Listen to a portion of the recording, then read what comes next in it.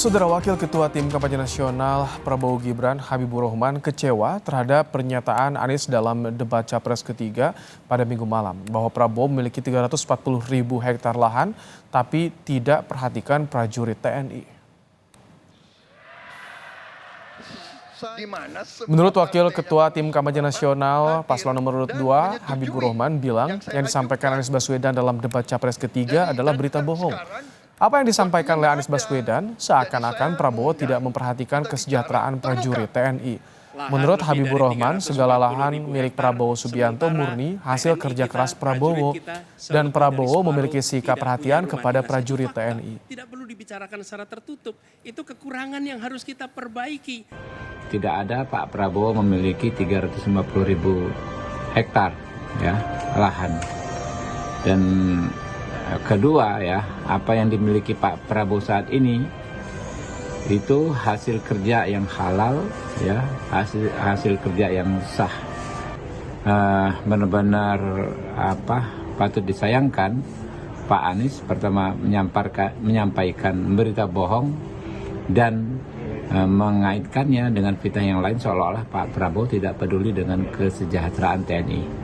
Bisa dicek ya rekan-rekan bagaimana rekam jejak Pak Prabowo mensejahterakan prajurit akar rumput sejak beliau aktif sebagai anggota TNI hingga saat ini. Dalam debat Capres ketiga, Anies menyebut lahan milik Prabowo adalah 320 hektar, namun diklarifikasi jadi 340.000 hektar. Prabowo langsung menginterupsi pernyataan Anies dan menyebut data yang disampaikan Anies Baswedan itu salah. Momen itu terjadi saat Anies mendapat giliran pertama di sesi kedua saat debat ketiga Pilpres. TNI kita, prajurit kita, selebih dari separuh tidak punya rumah. Sebelum saya menjawab pertanyaan itu, saya mengklarifikasi tadi data yang meleset. Maaf Pak Prabowo, angkanya terlalu kecil.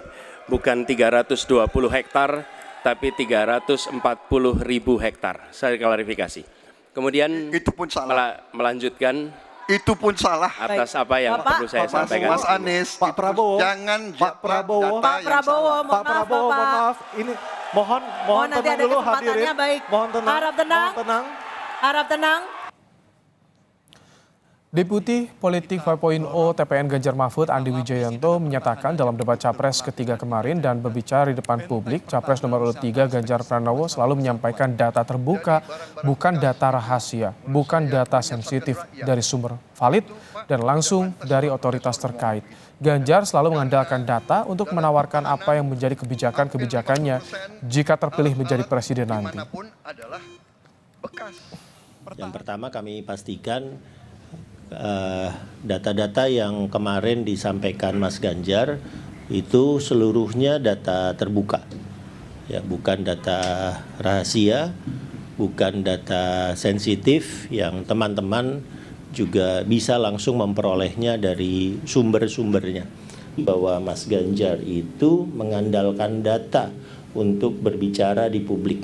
Mas Ganjar mengandalkan data untuk menawarkan apa yang akan menjadi kebijakan-kebijakannya jika Mas Ganjar terpilih menjadi presiden. Ya. Usai debat, calon presiden nomor urut 1 Anies Baswedan tak bersalaman dengan calon presiden nomor urut 2 Prabowo Subianto. Menurut Anies, dirinya sempat mencari Prabowo, sementara Prabowo menyebut Anies tidak datang menghampirinya sebagai senior. Kemudian itu pun salah. Melanjutkan.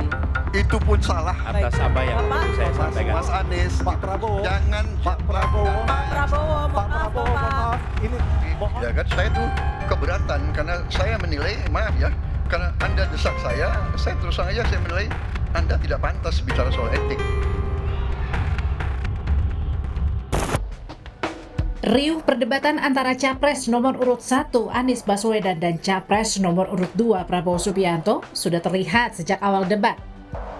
Usai debat, pertanyaan muncul pada keduanya karena tak tampak bersalaman saat acara debat yang digelar di Istora Minggu malam berakhir. Terkait hal ini, Anies Baswedan buka suara. Anies bilang dirinya sempat mencari Prabowo saat debat usai. Sesudah selesai saya mencari, tapi sudah tidak ada, jadi tidak tahu kemana harus salaman. Soal tak salaman, Prabowo mengatakan Anies tidak mendatanginya yang lebih senior. Oh, dia nggak datang ke saya lebih tua dari dia. Saya lebih senior dari dia. Ya, oke, terima kasih.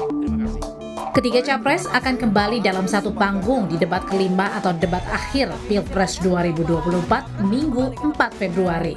Akankah perdebatan antara capres kembali terjadi? Kita nantikan. Tim Liputan Kompas TV, Jakarta.